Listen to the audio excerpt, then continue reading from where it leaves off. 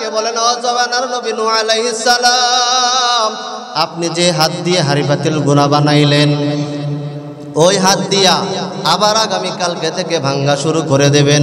পরের দিন যখন হাড়ি পাতিল গুলা ভাঙ্গা শুরু করলেন, সব যখন ভাঙ্গা শেষ, নূহ আলাইহিস সালাতু ওয়াস সালামের চোখ দিয়া বায়া বায়া পানি পড়া শুরু করলেন।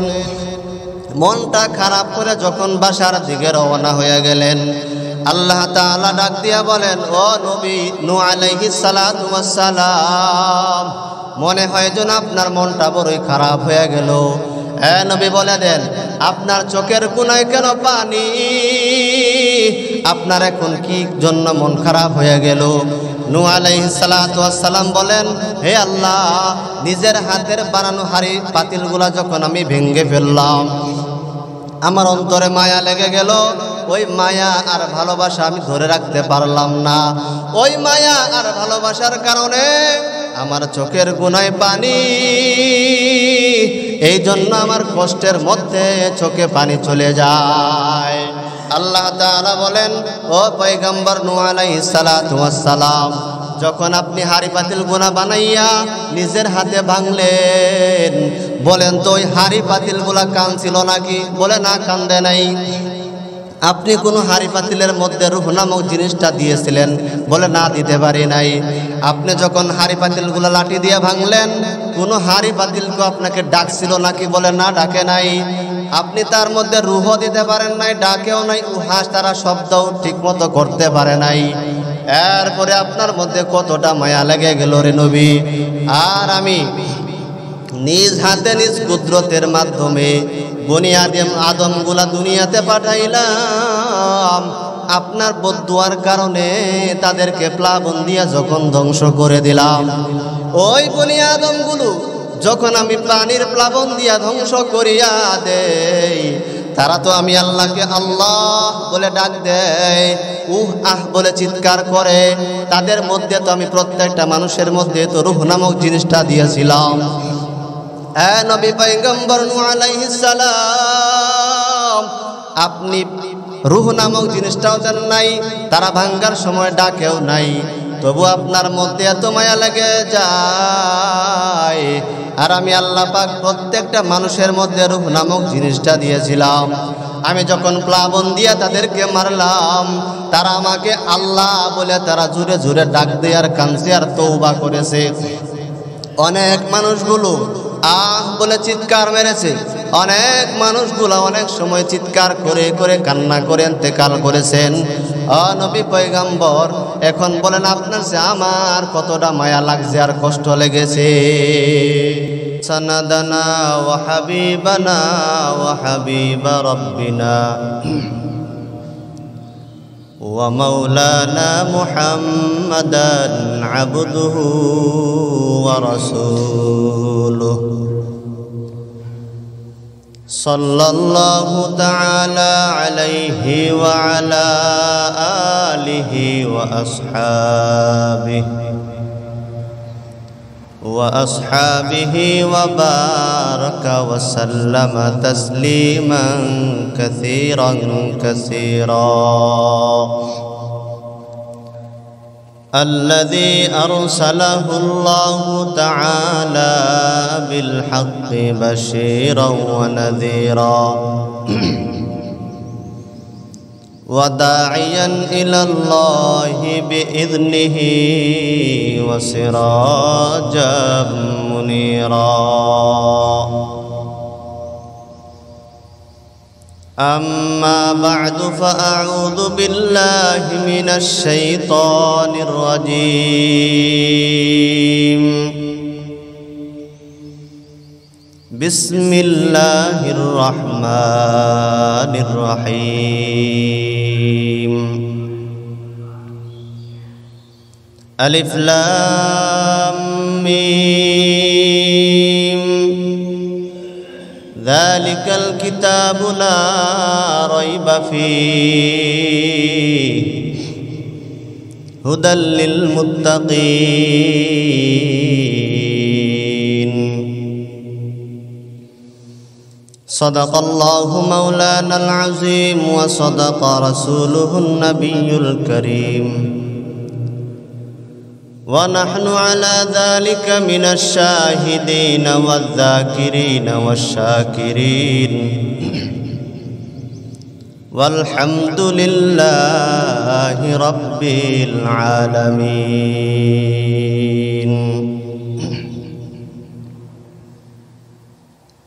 मैं दूर हो मजबूर हो ऐ सैयद आलम मैं दूर हो मजबूर हो ऐ सैयद आलम दीदार दिखाते नहीं आवाज़ सुना दो दीदार दिखाते नहीं आवाज़ सुना दो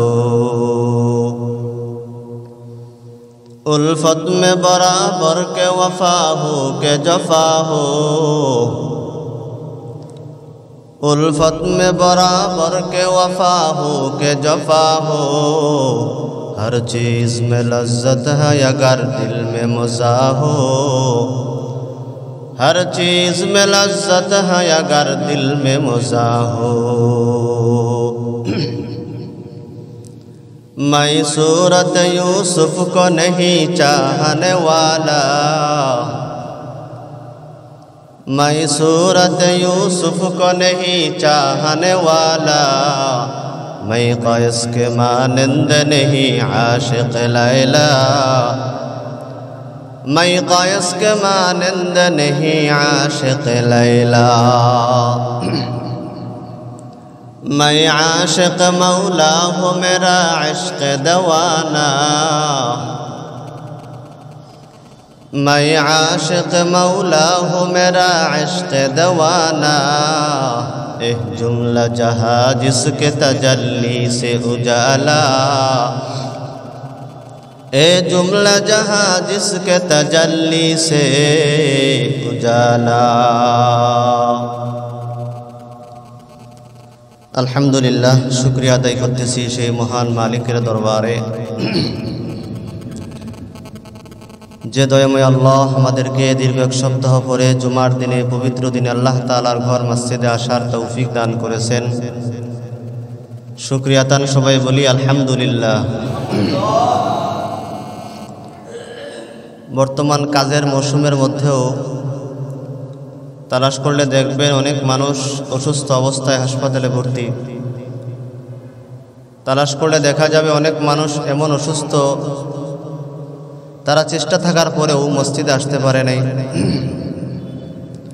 আল্লাহ পাকের অনেক বড় মায়া ও দয়া ও করুণা যে মহান মাওলাই করিম আমাদেরকে ইহসান করে ভালোবেসে মোহাব্বত করে মায়া করে আল্লাহর হুকুম জুমার নামাজের উদ্দেশ্যে আল্লাহর ঘরে আসার তৌফিক দিয়েছেন এতে আপনারা খুশি না বেজার যদি আল্লাহ পাকের এই ফয়সালা আমরা খুশি হয়ে থাকি সেই মহান মালিকের রাজি খুশির উদ্দেশ্যে আল্লাহ তাআলার দেয়া জবান খুলে কালিমাত শুকর করি আলহামদুলিল্লাহ জুমার দিন সেরকম লম্বা আলোচনা করার সুযোগও নাই তো আমি আপনাদের সামনে সূরা বাকারার প্রথম কয়েকটি আয়াতে কারিমা তেলাওয়াত করেছি আল্লাহ পাক রব্বুল আলামিন বলেন আলিফ লাম মিম যালিকাল কিতাবু লা রাইবা ফিহি হুদাল লিল মুত্তাকিন দুনিয়ার মধ্যে তালাশ করলে দেখা যায় মানুষ যখন কোনো বই পুস্তক লেখে তার মধ্যে ভুল ত্রুটি কম বেশি হয়েই থাকে যে কারণে বইয়ের পিছনে শেষের পৃষ্ঠায় লিখে দেয় যে হে পাঠকেরা যদি আমার বইয়ের মধ্যে কোনো ভুল ত্রুটি হয় যদি কেউ পেয়ে থাকেন আমাকে বলবেন দ্বিতীয়বার যখন আমরা সংস্করণ করব সেটাকে শুদ্ধ করে দেওয়ার চেষ্টা করব কি কথা ঠিক না তবে আল্লাহ তাআলা তার কালাম আমাদের নবী সরদার দু জাহান মুহাম্মদুর রাসূলুল্লাহ সাল্লাল্লাহু আলাইহি ওয়াসাল্লামের উপরে নাজিল করেছেন তো সেই গ্যারান্টি ওই কুরআনুল কারীম সঠিক কি মিথ্যা ভুল আছে কি নাই ওই গ্যারান্টি আল্লাহ তাআলা কালামের শেষে বলে নাই বরঞ্চ আল্লাহ তাআলা নিজেই বলেন প্রথমেই যালিকাল কিতাবু লা রাইবা ফিহি কুরআন তো এমন একটা কিতাব যার মধ্যে কোনো ভুল নাই, কোনো সন্দেহও নাই, সন্দেহের কোনো অবকাশও নাই। তো এই কোরআনের মধ্যে যতগুলো আলোচনা আছে সব সত্য। এই কোরআনের ভিতরে যেহেতু কোরআনের মধ্যে কোনো ভুল নাই, কোরআনের মধ্যে যে আল্লাহ তাআলা জান্নাতের বয়ান করছেন সেগুলাও সত্য, আল্লাহ তাআলা কোরআনের মধ্যে জাহান্নামের আলোচনা করেছেন সেগুলাও সত্য। মুসলমান দুনিয়াতে কিভাবে চলাফেরা করবে, কিভাবে খানা খাবে, কিভাবে নামাজ পড়বে, কিভাবে কোন কায়দা। মোবাইল বানানোর পরে যারা মোবাইল কিনতে যায় তাদের কাছে মোবাইলের নিয়ম কানুনগুলো একটা কাগজে লিখে দেয়, লেখা থাকে মোবাইলটাকে কিভাবে অন করতে হবে, কিভাবে চালাতে হবে, কিভাবে কোন কায়দায় কল দিতে হয়, কোন সেটিংয়ে কোন সিস্টেম, সব নিয়ম কানুন ওই কাগজের মধ্যে লেখা থাকে। ঠিক তদ্রূপভাবে আল্লাহ তাআলা মানুষকে দুনিয়াতে পাঠানোর পরে, মানুষগুলা দুনিয়াতে যাওয়ার পরে কিভাবে চলাফেরা করবে, কোনভাবে আয় করবে, কোনভাবে ব্যয় করবে, সব কিছুর নিয়ম কানুন আল্লাহ তাআলা কোরআনের মধ্যে লিখে দিয়েছেন। এগুলোও সত্য। কোরআন যদি সত্যই হয়, কোরআনের বাণী যদি মিথ্যা না হয়, প্রত্যেকটা আয়াতই সত্য। এজন্য আল্লাহ পাক বলেন, ওমা খালাকতুল জিন্না ওয়াল ইনসা ইল্লা লিয়াবুদুন। আল্লাহ তাআলা বলেন, আমি তো মানুষকে সৃষ্টি করি নাই, বানাই নাই, ইল্লা লিয়াবুদুন, তবে বানাইলাম কেন? ইল্লা লিয়াবুদুন, আমার ইবাদত বন্দেগী করার জন্য। মা খালাকতুল জিন্না, প্রথমে আল্লাহ তাআলা মায়ের নফি আনছেন এই আয়াতের শুরুতে। মা খালাকতুল জিন্না ওয়াল ইনসা, আমি তো মানুষ আর জিনকে বানাই নাই, ইল্লা, তবে বানাইলাম কেন? লিয়াবুদুন, মানুষগুলা দুনিয়াতে যাওয়ার পরে আমার গোলামি করবে, আমার ইবাদত করবে, এই জন্য। তো এই আয়াতের মাধ্যমে আল্লাহ তাআলা প্রথমে আনছেন মায়ের নফি। কেন আনছেন? বলে মার দ্বারা উদ্দেশ্য হলো দুনিয়ার মধ্যে যত না বোধক, যত না সূচক কাজ আছে, কথা আছে, সবকে আল্লাহ তাআলা নিষেধ করে দিয়েছেন। যেমন ভাবে আল্লাহ বলেন, ওমা খালাকতুল জিন্না ওয়াল ইনসা ইল্লা লিয়াবুদুন, আমি আল্লাহ তাআলা মানুষকে বানাই নাই, তবে বানাইলাম ইল্লা লিয়াবুদুন, দুনিয়াতে যাওয়ার পরে মানুষগুলো আমি আল্লাহ পাকের গোলামি তারা করবে। দুনিয়াতে যাওয়ার পরে আমি আল্লাহকে রব বলে তারা স্বীকার করবে। মা খালাকতুল জিন্না, আমি আল্লাহ তাআলা মানুষকে আর জিন জাতিকে বানাই নাই। বলে কেন বানান নাই? মার দ্বারা উদ্দেশ্য হলো মায়ে নবী। মা খালাকতুল জিন্না ওয়াল ইনসা, আমি আল্লাহ তাআলা মানুষ আর জিন জাতিকে বানাই নাই, তারা দুনিয়াতে যাওয়ার পরে মিথ্যা কথা বলবে। এই জন্য বনি আদমকে আমি আল্লাহ পাক বানাইতে পারি নাই, বানাই নাই। মা খালাকতুল জিন্না ওয়াল ইনসা ইল্লা লিয়াবুদুন, দুনিয়াতে যাওয়ার পরে তারা মিথ্যা কথা বলবে, নামাজ পড়বে না, নাফরমানি করবে। এই জন্য আমি আল্লাহ তাআলা বনি আদমকে বানাই নাই, তবে বানাইলাম ইল্লা লিয়াবুদুন, দুনিয়াতে যাওয়ার পর তারা আমার গোলামি করবে। মানুষগুলা দুনিয়াতে যাওয়ার পরে আল্লাহর গুণগান গাবে, আল্লাহ তাআলাকে সব হুকুমগুলা মানার মাধ্যমে মহব্বত করবে, আল্লাহ তাআলার আনুগত্য করবে। এই জন্যই তো আল্লাহ তাআলা মানুষকে দুনিয়াতে পাঠাইছেন। মিথ্যা কথা, পাপাচারী, গুনাহগার, বেনামাজি হওয়ার জন্য তো আল্লাহ তাআলা দুনিয়াতে পাঠাই নাই। এজন্য আল্লাহ পাক বলেন, দুনিয়ার মানুষদেরকে আমি কত মহব্বত করে বানাইলাম, কত আদর মায়া করে বানাইলাম জানো। আল্লাহ পাক অন্য আয়াতে বলেন, ওয়ালাকাদ কাররামনা বানি আদম, দুনিয়ার সব মানুষকে আল্লাহ তাআলা খুব মায়া করে বানাইলেন, অনেক সম্মানিত করে বানাইলেন। ওয়ালাকাদ কাররামনা বানি আদম, আল্লাহ তাআলা মানুষকে এত সম্মান দান করলেন কেন?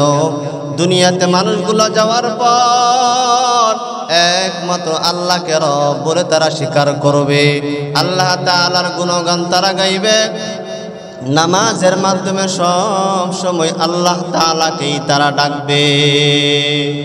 এই জন্য আল্লাহ পাক বানাইছেন, বলে দুনিয়ার মধ্যে মানুষকে আল্লাহ তাআলা যত সম্মান দান করেছেন, বনি আদমের দলকে আল্লাহ তাআলা যত দামি বানাইছেন, অন্য কোনো আদমকে অন্য কোনো জাতিকে আল্লাহ পাক এত সম্মান দেন নাই। আল্লাহ তাআলা মানুষকে এত দামি কেমনে বানাইলেন? বলে মানুষটা হলো সবচাইতে দুর্বল, খাওয়ার দিক থেকেও মানুষটা বড় দুর্বল, দৃষ্টি দিয়া দেখবে, দেখার দিক থেকেও মানুষটা বড় দুর্বল। বনি আদম কান দিয়া শুনবে, কানে শ্রবণ করার দিক থেকেও মানুষটা বড় দুর্বল, পায়ে হেঁটে হেঁটে যাবে, যাওয়ার দিক থেকেও মানুষটা বড় দুর্বল।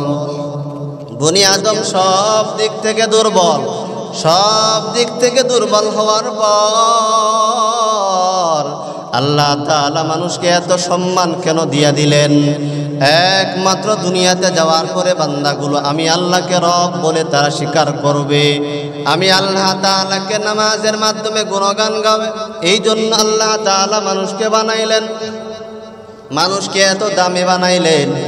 মানুষগুলা তো সবচাইতে দুর্বল, সর্ব লাইনে দুর্বল। মানুষগুলা খানা খাওয়ার লাইনে দুর্বল, বেশি খাইতে পারে না। এক জায়গায় বসে 20 কেজি গরুর গোশত খাইতে পারবেন কেউ? এক বৈঠকে কেউ পারবেন? আল্লাহ তাআলার এমন এমন প্রাণী আছেন যে প্রাণীগুলো এক বৈঠকে বসার পরে 10, 15, 20 কেজি গোশত তার কাছে কোনো ব্যাপার না। জঙ্গলের হিংস্র প্রাণী বাঘ, কিতাবের পাতায় লেখা আছে ওই বাঘগুলার প্রত্যেক ওয়াক্তের খাবার হলো 20 কেজি গোশত। তাহলে বোঝা গেল মানুষগুলা খানার দিক থেকে বড় দুর্বল, মানুষগুলা চোখের দৃষ্টির দিক থেকে বড় দুর্বল। ওই সামনে যে দেয়াল আছে, দেয়ালের পিছনে কি হয় বা না হয় মানুষগুলা দেখতে পায় না। আল্লাহ তাআলার এমন এমন প্রাণী আছে যেইগুলা প্রাণী আকাশে যখন উড়াল দেয় 350 কিলোমিটার সামনে যা আছে সেই প্রাণীটাই দেখতে পায়। আবার যখন পিছন দিক থেকে তাকায়, পিছন দিক থেকে 350 কিলোমিটারের ভিতরে যা আছে সব প্রাণীটাই দেখতে পায়। ওই প্রাণীটা যখন ডান দিক থেকে তাকায়, ডান দিক থেকে 300 কিলোমিটারের ভিতরে যা আছে সব দেখতে পায়। আবার যখন বাম দিক থেকে তাকায়, বাম দিক থেকেও ঠিক তদ্রূপ সব কিছু দেখতে পায়। তাহলে বোঝা গেল মানুষটা বড় দুর্বল, চোখে তারা ঠিক মতন দেখতে পারে না, কানে শ্রবণ করার দিক থেকেও মানুষটা বড় দুর্বল। আমরা কতটুকু শুনতে পাই? দেখবেন অনেক সময় বিয়া বাড়িতে বা অনেক অনুষ্ঠানে যখন ওই মাছ বা ওই ঘুষের হাড় যখন চিপচিপ করে চাবায়, ওই কুকুর বিড়াল আশেপাশে চলে আসে না, অনেক দূরে থাকে। তো ওই যে কানে শ্রবণ করলো মুখের চিপচিপানি শব্দ, পাশের লোক শুনতে পারে না, একটা বিড়াল শুনে ফেলাইছে। তো বিড়ালের এই কানের যে পাওয়ার কে বাড়ায় দিল? আল্লাহ। এই জন্য মানুষটা কানে শ্রবণ করার দিক থেকেও দুর্বল, অথচ আল্লাহ তাআলা তাকে বানাইছেন সবচেয়ে দামি, আশরাফুল মাখলুকাত। এই জন্য আল্লাহ বলেন, ওয়ালাকাদ কাররামনা বানি আদম ওয়া হামালনাহুম ফিল বাররি ওয়াল বাহরি ওয়া রাযাকনাহুম মিনাত তাইয়্যিবাত ওয়া ফাদ্দালনা আলা কাসীরিম মিম্মান খালাকনা তাফদীলা। এ মুমিনে কামেলেরা, দুনিয়ার মধ্যে আল্লাহ তাআলা মানুষকে সবচাইতে দামি বানাইছেন, সব প্রাণীদের মধ্যে সবচাইতে সম্মান দিয়েছেন আল্লাহ। মানুষকে কেন দিলেন? বলে দুনিয়ার মধ্যে যাওয়ার পরে বান্দাগুলো আল্লাহ তাআলাকে ডাকবে, আল্লাহ পাককে রব বলে তারা স্বীকার করবে। দুনিয়াতে যাওয়ার পরে সর্বহালাতে আল্লাহ তাআলার গুণগান তারা গাইবে। এই জন্য আল্লাহ তাআলা মানুষকে সবচাইতে দামি বানাইয়া দিছেন। আল্লাহ পাক বলেন, বনি আদম জানো আমি আল্লাহ তাআলা তোমাদেরকে কতটা মায়া করে বানাইলাম, কতটা মহব্বত করে তোমাদেরকে বানাইলাম জানোনি? জানো? বলে আল্লাহ তাআলা যখন জিনজাতি বানাইলেন, জিনজাতি বানানোর পর দুনিয়াতে যাওয়ার পরে তারা আল্লাহ পাকের নাফরমানি শুরু করলেন। আল্লাহ তাআলার গুণগান ঠিক মতন তারা গাইতে পারে না। আল্লাহ তাআলার হুকুমগুলা মানে না, আল্লাহ তাআলার সাথে সব সময় তারা গাদ্দারি করতেই থাকে। এক পর্যায়ে আল্লাহ তাআলা জিন জাতির উপরে রাগ হইয়া আল্লাহ তাআলা জিন জাতির সব কিছুকে ধ্বংস করে দিয়েছেন। তারপরে আল্লাহ পাক সিদ্ধান্ত নিলেন ইনসান বানাবেন, দুনিয়ার বুকে মানুষকে পাঠাইয়া দেবেন। ফেরেশতাদের সাথে ডাক দিয়ে পরামর্শ করেন, হে ফেরেশতাদের দলেরা, আমি তো জিন জাতি বানাইলাম, জিন জাতি বানানোর পরে দুনিয়াতে যাওয়ার পর তারা আমার ঠিকমতো গোলামি করে না, জিন জাতিগুলা দুনিয়াতে যাওয়ার পরে আমার গুণগান তারা গায় না। হে ফেরেশতাদের দল, আমি আল্লাহ মানুষ বানাইতে চাই, তোমরা কি বলতে চাও বলো। ফেরেশতারা উত্তর দেয়, ও আল্লাহ, আপনি তো জিন জাতি বানাইলেন, তারা দুনিয়াতে যাওয়ার পরে আপনার গুণগান গায় না, আপনার গোলামিও তারা করতে চায় না। ও আল্লাহ, আমরাই তো ফেরেশতা আছি, আপনি যখন যেই হুকুমটা দেন সেইটাই তো আমরা পালন করতে পারি। হে আল্লাহ, আপনার জিন জাতি বানানোর পরে যখন তারা মানে নাই, মানুষগুলো আপনার বানানোর কোনো প্রয়োজন নাই। আল্লাহ পাক বলেন, হে ফেরেশতাদের দল, তোমরা নিষেধ করার পরেও আমি আল্লাহ মানুষকে মোহাব্বত করে ভালোবেসে বানাইব। তারা দুনিয়াতে যাওয়ার পরে আমি আল্লাহকে তারা মোহাব্বত তারা করবে। দুনিয়াতে যাওয়ার পরে নামাজের মাধ্যমে আমি আল্লাহ পাকের গুণগান তারা গাইবে। দুনিয়াতে যাওয়ার পর ওই বান্দাগুলো মানুষগুলো দুনিয়াতে যাওয়ার পর জিকিরের মাধ্যমে আমি আল্লাহ পাকের গুণগান তারা গাইবে। হে ফেরেশতারা, যতই তোমরা নিষেধ করে নাও, আমি আল্লাহ তাআলা মানুষ বানাই ছাড়ব। আল্লাহ তাআলা মোহাব্বত করে ভালোবেসে আদর করে বনি আদমদেরকে বানায়া দিলেন, মানুষদেরকে বানায়া দিলেন, এত সম্মান দিয়া দিলেন, এত মোহাব্বত করে মানুষগুলাকে বানাইলেন। দুনিয়াতে যাওয়ার পরে মানুষগুলো আল্লাহ তাআলার গুনামি তারা করবে, আল্লাহ তাআলাকে রব বলে তারা স্বীকার করবে, আল্লাহ তাআলাকে জিকিরের মাধ্যমে স্মরণ করবে। এই জন্যই তো আল্লাহ তাআলা মানুষকে বানাইলেন। কিন্তু দেখা যায় দুনিয়াতে যাওয়ার পর মানুষগুলো আল্লাহ পাককে ডাকে না, আল্লাহ তাআলার গুণগান তারা গায় না, নামাজের মাধ্যমে আল্লাহ তাআলার ইবাদত তারা করতে চায় না, জিকিরের মাধ্যমে আল্লাহ পাকের স্মরণ তারা করতে চায় না। এই মানুষগুলো আল্লাহ তাআলার সাথে নিমুখ হারাম শুরু করেছে। আল্লাহ পাক বলেন, হে বনি আদমের দলেরা, জানো নি জানো আমি আল্লাহ তাআলা তোমাদেরকে কতটা মায়া করলাম আর কতটা মোহাব্বত করলাম। দুনিয়ার মধ্যে দেখা যায় মানুষের যখন স্বার্থে আঘাত পড়ে যায়, স্বার্থের আঘাতের কারণে ওই বান্দা আরেক বান্দার সাথে কথাবার্তা ঠিক মতন বলতে চায় না। মুমিনে কামেলেরা, মানুষগুলাই যে এতই বড় নিমুখ হারাম, একে অপরের সাথে স্বার্থের কারণে কথাবার্তা বলতে চায় না, স্বার্থের কারণে রাস্তা পর্যন্ত বন্ধ করে দেয়, স্বার্থটার কারণে সব কিছু মানুষগুলা বন্ধ করে দেয়। আর আল্লাহ তাআলা বলেন, হে মুমিনে কামেল, আমি আল্লাহ তাআলা তোর কেমন মায়ার রব।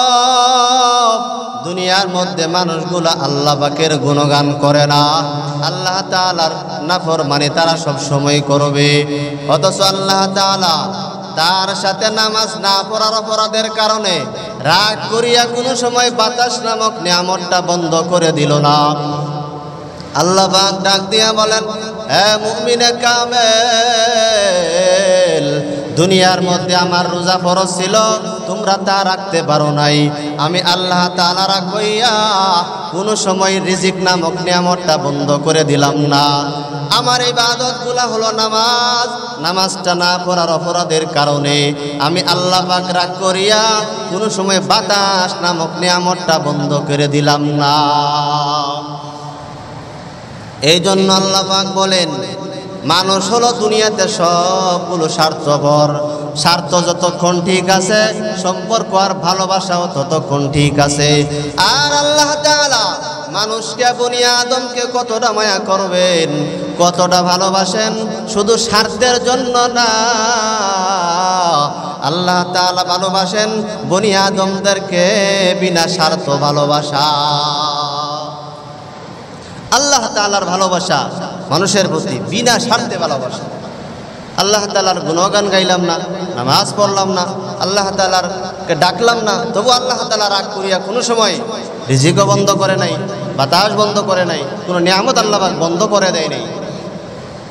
এই জন্য আল্লাহ তাআলাকে ডাকা, আল্লাহ তাআলার গোলামি বেশি বেশি করা। এটা ইতিহাস বললে বুঝবেন। হযরত নূহ আলাইহিস সালাতু ওয়াস সালাম দুনিয়াতে আসার পরে 900 থেকে 950 বছর ইসলামের দাওয়াত দেওয়া শুরু করলেন। ইসলামের যখন দাওয়াত দেয়, অধিকাংশ বিধর্মীরা নূহ আলাইহিস সালামের কথাবার্তা শুনতে তারা চায় না।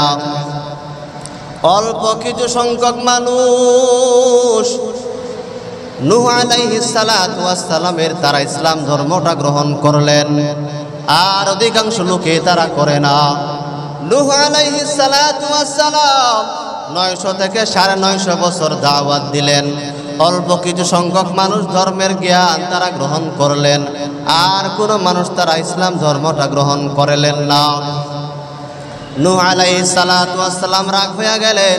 রাগ হইয়া মালিকের দরবারে নালিশ করলেন, ও দয়ার মালিক, আপনি আমাকে নবী হিসাবে দুনিয়াতে পাঠাইলেন, আমি 900 থেকে 950 বছর ইসলামের দাওয়াত দিলাম, তবে ইসলাম তারা গ্রহণ করতে চায় না। ও দয়ার মালিক, অল্প কিছু সংখ্যক মানুষ আমার ধর্মটা গ্রহণ করেছে। এ দয়ার মালিক, আপনি প্লাবন দিয়া দিয়াদেরকে ধ্বংস করে দেন। বলে নবীদের দোয়া যেমন কবুল হয়, নবীদের বলতেও আল্লাহ তাআলার কাছে কারেন্ট পিকআপ কবুল হয়ে যায়। নবীদের জবানে বের হয়ে গেছে, ও আল্লাহ, তারা ইসলাম ধর্মটা গ্রহণ করতে চায় না, এদেরকে প্লাবন দিয়া ধ্বংস করে দেন। আল্লাহ, লম্বা ঘটনা, আল্লাহ পাক নূহ আলাইহিস সালাতু ওয়াস সালামের বদদুয়ার কারণে সব মানুষগুলাকে আস্তে আস্তে প্লাবন দিয়া ধ্বংস করে দিলেন। ধ্বংস করে দেওয়ার পর অল্প কিছু সংখ্যক মানুষ যারা নূহ আলাইহিস সালামের কালিমা গ্রহণ করলো, যারা নূহ আলাইহিস সালাতু ওয়াস সালামের ধর্মটা যারা গ্রহণ করেছে, এরাই দুনিয়াতে বিচরণ করেছে। আল্লাহ তাআলা যখন প্লাবনকে সব সময় শুকাইয়া দিলেন, ওই সময়ের জন্য যখন প্লাবন শেষ, আল্লাহ পাক ডাক দিয়া বলে, জমানার নবী নূহ আলাইহিস সালাতু ওয়াস সালাম, আপনার আজকে থেকে দাওয়াতের কাজ বন্ধ, আজকে থেকে আর আপনার দাওয়াতের কাজ করা লাগবে না। পয়গম্বর নবী নূহ আলাইহিস সালাতু ওয়াস সালাম বলেন, ও আল্লাহ, দাওয়াতি কাজ যদি আমি না করতে পারি তাহলে আমার দায়িত্ব কি বলে দেন। আল্লাহ তাআলা ডাক দিয়া বলে দেন, ও পয়গম্বর নবী নূহ আলাইহিস সালাম, আপনার আগামীকাল থেকে দায়িত্ব হলো আপনার নিজ হাতের মাধ্যমে কাদা মাটি দিয়া জগ বানাবেন, গ্লাস বানাবেন, হাড়ি পাতিল গুলা আপনি বানাইবেন। আল্লাহ তাআলার হুকুম পাইয়া জমানার নবী নূহ আলাইহিস সালাতু ওয়াস সালাম 1 থেকে 1.5 মাস পর্যন্ত তার হাত দিয়ে হাড়ি পাতিল গুলা বানাইলেন, কাদা মাটি দিয়ে হাড়ি পাতিল গুলা বানানো শুরু করলেন। 1 থেকে 1.5 মাস যখন হয়ে গেল, আর হাজার হাজার জগ গ্লাস যখন হয়ে গেল, হাজার হাজার হাড়ি পাতিল যখন হয়ে গেল, আল্লাহ তাআলা ডেকে বলেন, ও জমানার নবী নূহ আলাইহিস সালাম, আপনি যে হাত দিয়ে হাড়ি পাতিল গুলা বানাইলেন, ওই হাত দিয়া আবার আগামীকালকে থেকে ভাঙ্গা শুরু করে দেবেন, আবার ভাঙবেন। এরপরের দিনে মাওলা পাকের হুকুম হয়ে গেল, এই হাড়ি পাতিল হাজার হাজার বানাইলাম, এই হাড়ি পাতিলগুলো আবার ওই নবীরা হাত দিয়া ভাঙতে হবে। আবার পরের দিন যখন হাড়ি পাতিলগুলো ভাঙ্গা শুরু করলেন, সব যখন ভাঙ্গা শেষ, নূহ আলাইহিস সালাতু ওয়াস সালামের চোখ দিয়া বায়া বায়া পানি পড়া শুরু করলেন। মনটা খারাপ করে যখন বাসার দিকে রওনা হয়ে গেলেন, আল্লাহ তাআলা ডাক দিয়া বলেন, ও নবী নূহ আলাইহিস সালাতু ওয়াস সালাম, মনে হয় যেন আপনার মনটা বড়ই খারাপ হয়ে গেল। নবী বলে দেন, আপনার চোখের কোনায় কেন পানি? আপনার এখন কি জন্য মন খারাপ হয়ে গেল? নূহ আলাইহিস সালাতু ওয়াস সালাম বলেন, হে আল্লাহ, নিজের হাতের বানানো হাড়ি পাতিলগুলা যখন আমি ভেঙে ফেললাম, আমার অন্তরে মায়া লেগে গেল। ওই মায়া আর ভালোবাসা আমি ধরে রাখতে পারলাম না। ওই মায়া আর ভালোবাসার কারণে আমার চোখের গুনায় পানি, এই জন্য আমার কষ্টের মধ্যে চোখে পানি চলে যায়। আল্লাহ তাআলা বলেন, ও পয়গম্বর নূহ আলাইহিস সালাতু ওয়াস সালাম, যখন আপনি হাড়ি পাতিল গুনাহ বানাইয়া নিজের হাতে ভাঙলেন, বলেন তো ওই হাড়ি পাতিলগুলা কাঁদছিল নাকি? বলে না, কান্দে নাই। আপনি কোন হাড়ি পাতিলের মধ্যে রূহ নামক জিনিসটা দিয়েছিলেন? বলে না, দিতে পারি নাই। আপনি যখন হাড়ি পাতিলগুলো লাঠি দিয়ে ভাঙলেন, কোন হাড়ি পাতিলকে আপনাকে ডাকছিল নাকি? বলে না, ডাকে নাই। আপনি তার মধ্যে রূহ দিতে পারেন নাই, ডাকেও নাই, উহাস তারা শব্দও ঠিক মতো করতে পারে নাই।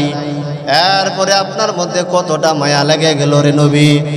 আর আমি নিজ হাতে নিজ কুদরতের মাধ্যমে বনি আদমগুলা দুনিয়াতে পাঠাইলাম, আপনার বদদুয়ার কারণে তাদেরকে প্লাবন দিয়া যখন ধ্বংস করে দিলাম, ওই বনি আদমগুলো যখন আমি পানির প্লাবন দিয়া ধ্বংস করিয়া দেই, তারা তো আমি আল্লাহকে আল্লাহ বলে ডাক দেয়, আহ বলে চিৎকার করে। তাদের মধ্যে তো আমি প্রত্যেকটা মানুষের মধ্যে তো রূহ নামক জিনিসটা দিয়েছিলাম। নবী পয়গম্বর নূহ আলাইহিস সালাম, আপনি রূহ নামক জিনিসটাও দেন নাই, তারা ভাঙ্গার সময় ডাকেও নাই, তবু আপনার মধ্যে এত মায়া লেগে যায়।